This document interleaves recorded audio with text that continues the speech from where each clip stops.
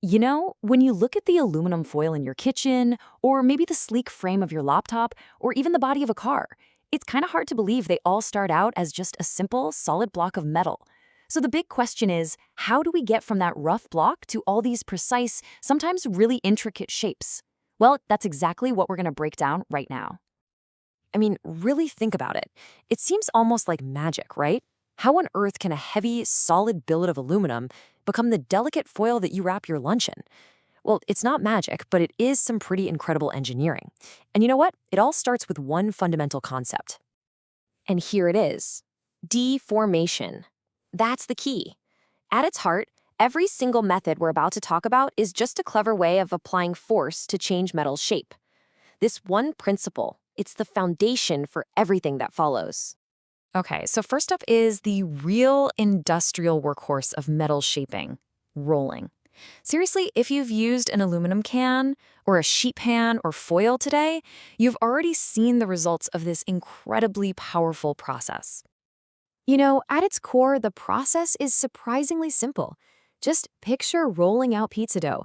You start with a thick slab of aluminum, and it goes through these giant, heavy rollers.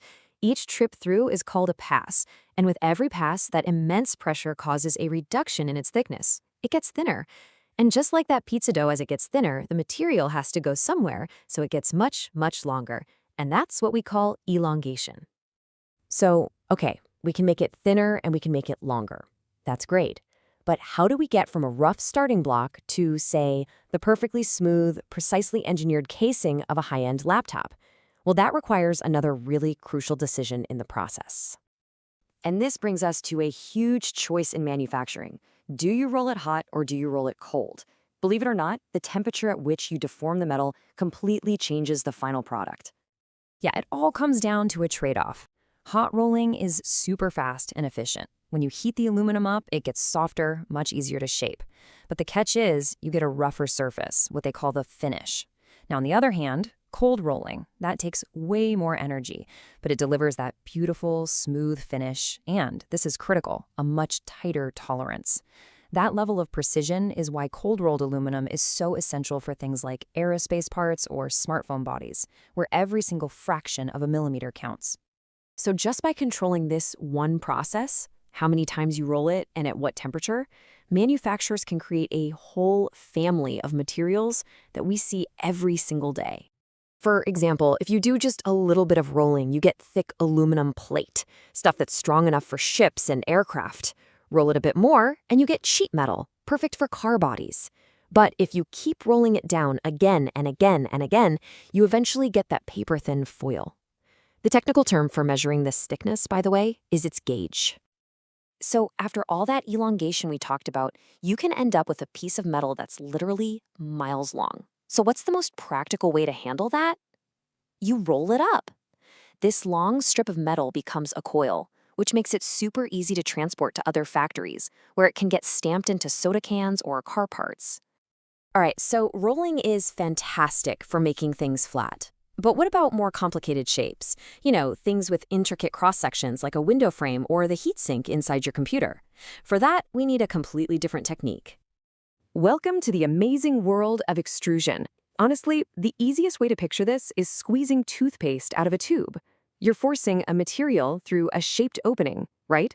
And it comes out in that exact shape. Now just imagine that on a massive industrial scale, but with heated aluminum. The secret, the real magic of extrusion, is the die. It's this incredibly hard piece of steel with a precisely cut opening. As hot aluminum is forced through it under immense pressure, it takes on the exact shape of that opening. We call that cross-section its profile. The die is basically the ultimate stencil for metal. Now sure, you can use this to create simple shapes like a solid round rod or a rectangular bar. But where extrusion really shines is in creating these incredibly complex custom profiles. This is where engineering gets super creative. Think of window frames, bike rims, or those complex heat sinks inside your electronics with all their intricate fins. That's the power of extrusion. So, we've seen how to squeeze it, roll it, and push aluminum into all kinds of shapes. But how do engineers make sure that every single part is absolutely perfect? Well, it all comes down to speaking the language of precision. And these three terms are pretty much central to that entire language. You've got gauge, which defines the exact thickness. Then there's finish, which describes the surface quality, everything from rough to a perfect mirror smooth. And then there's tolerance, which is maybe the most critical of all. That's the acceptable, tiny bit of variation from a perfect measurement, often down to fractions of a millimeter. Ultimately, understanding and controlling these factors, gauge, tolerance, and finish, is what allows us to build the complex, reliable machines and structures that totally define our modern world. It's what separates just banging on metal from precise, incredible engineering. So, next time you see an aluminum window frame, are you going to see just a frame? Or are you going to see a perfect profile that was extruded to an exact tolerance? Now you know the hidden engineering that literally shapes the world all around you. Thanks for joining me.